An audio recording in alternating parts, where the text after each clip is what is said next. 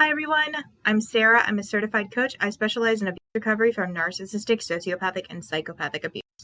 Today we are talking about a comment that I got on YouTube, and I really want to discuss this because I find that it's very important to understand that we have to pick our battles. Are we going to comment again on someone commenting on us when that person who is commenting might not take our response well?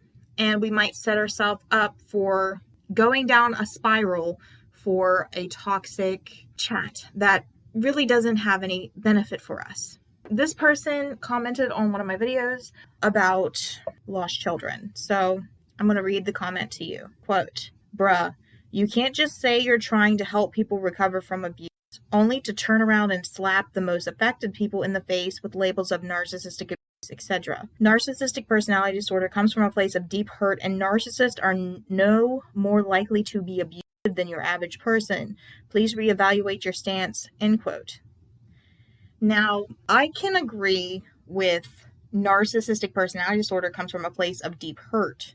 Narcissistic personality disorder comes from trauma, and until we are proven otherwise with more research from psychologists and doctors, that is what we know so far. But we're not going around slapping labels about someone with NPD. We are talking about narcissism because narcissism is on a spectrum. Of course, narcissistic personality disorder involves narcissist. That's where it comes from, It's a big spectrum.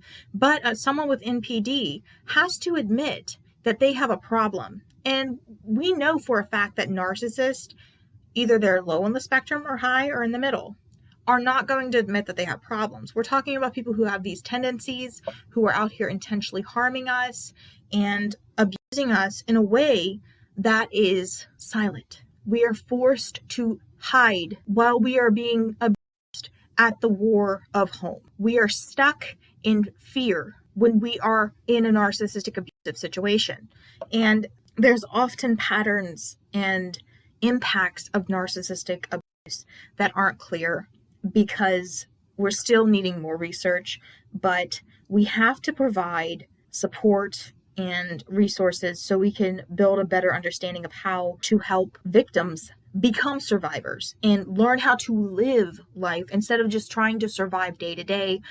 We want to work on building our mental health. We want to work on changing and having growth. And sometimes people who you might want to go and talk to back and be like, hey, well, narcissistic abuse is really different. It's something that is a hidden form of abuse. We don't really get much support. A lot of people don't believe us because a true narcissistic person, someone with a lot of the tendencies, is going to come and they are going to be so charming and convincing to other people. They are going to be the best people in this room. They're going to go, oh, well, I'm going to help these people and do all of this. And then when you could be the child of a narcissist or the spouse or partner of a narcissist, and they will convince everyone around you that if you ever said anything, that you are the problem. That's completely different. It's not someone just being violent and just hitting and beating and kicking. No, this is so psychological. It's filled with gaslighting, manipulation, coercion, love bombing, volatile behavior. You got to walk on eggshells around them and try to figure out what mood they're in. Can you talk to them, or do you have to run and hide and be like a cockroach and scurry into the room before they can step on you? They lack empathy. They have so much aggression. They humiliate you because they want to have their supply. They want to get off on it. Narcissists will make themselves look like they're not abusive. So if someone has NPD and they don't look abusive and they look normal, that they're like, oh, they're not that bad of a person. Well, how much help have they gotten for NPD? Because people with NPD can trick mental health professionals. They can trick a lot of people because they will just sit there and lie to you. They will lie. They'll be like, yeah, I did it. I worked on that. I'm a changed person, and turn around and do everything they did again. They'll do that. Or maybe they have changed a bit, because narcissistic behavior is a choice. Having a lack of empathy, no remorse, that's not a choice. That is something that is actually there in their brain. They can't feel that. That's just not how they are wired anymore after they've been through a lot of trauma. And if you're saying like, oh, well, my parents, they grew up spoiled. Well, that's another form of trauma because guess what? They don't have the necessary life skills to function normally. They were given everything.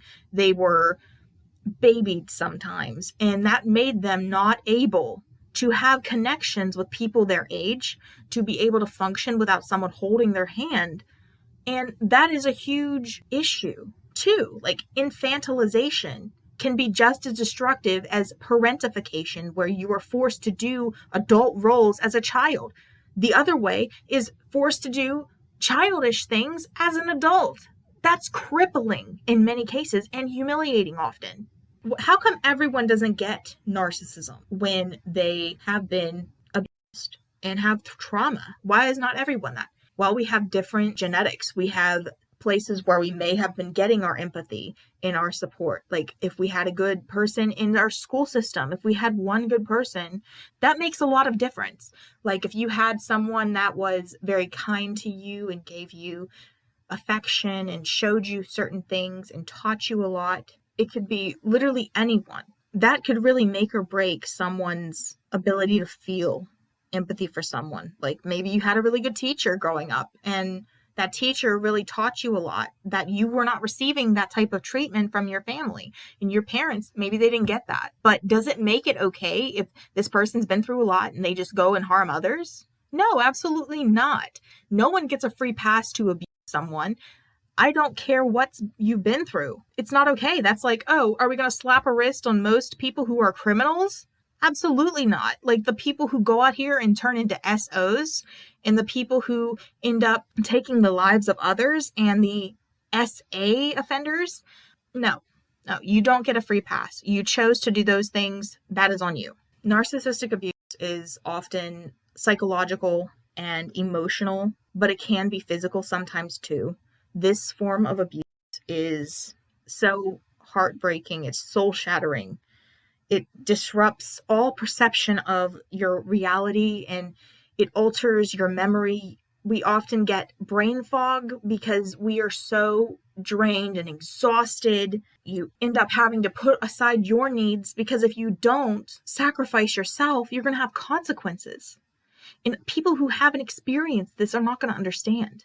They're not going to understand how hard this is, how dire this is in some situations. Because all of this chronic stress, it builds up. Everything stays in our body. It might stay suppressed in our subconscious, but it can cause a lot of psychological issues and physical health problems, like anything from like weight gain or loss or a bad immune system, getting chronic fatigue syndrome, fibromyalgia, high blood pressure, like all of these different type of health problems that really affect us. And we're often not seen, and that's exactly why we need to talk about this. So it's not a label that's sent to hurt people. This is something that happens that's so hidden. This label is here to support and help. It's like sometimes these things can sound painful, but sometimes we need an identification to help us understand what we're going through. Because if we just went and said, oh, well, it's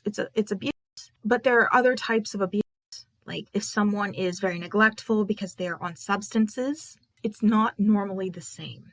I mean, you can have someone who's on substances and be a narcissist, but it's not entirely the same. Like we have so much more psychological manipulation and problems going on than someone just really struggling with addiction. And that's not the same. It's not. And we're not slapping the most affected people in the face. Like if you're saying that narcissists are the most affected for narcissistic abuse and abuse that we need to talk about, recover from, and move on with our life, that's not okay. I'm not going to reevaluate my stance because I know that narcissistic people will pick a target, maybe more than one, and they will portray that they are good people to everyone else to make sure that their target or targets will be silenced so they can have control of that person behind closed doors. I know a lot of people get a lot of toxic empathy, which is empathy for people who harm others,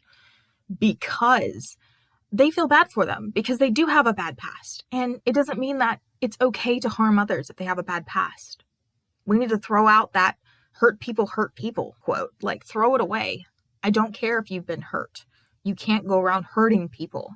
You have every right to be upset, be very emotional, but we can't go around manipulating, gaslighting, harming, humiliating, hitting, or kicking. We can't do that. So part of this was to get out a lot about narcissism and educate a little more. But what I also wanted to do is to let you guys know that when you feel like you say something once and then someone comes and they're like, well, I disagree, and they put their thing out there, let them put it out there.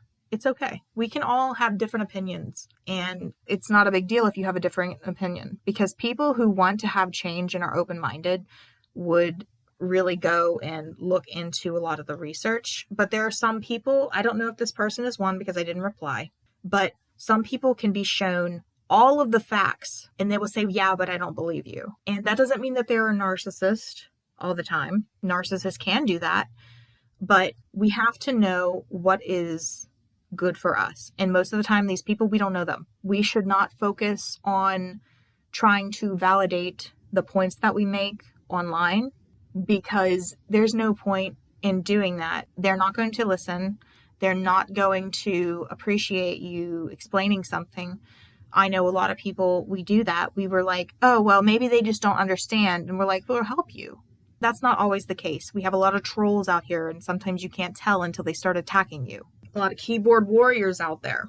But please do remember that narcissists, they hide. We don't talk about MPD that much here because, like I said earlier, a lot of them don't get diagnosed and it's just hidden. They're just very toxic. And when they mention the whole narcissists are no more likely to be abusive than your average person, what's your average person? Because a lot of people out here are unintentionally being flying monkeys, or they are intentionally because they're trying to cover for themselves. Our society is very messed up. We have a long way to go.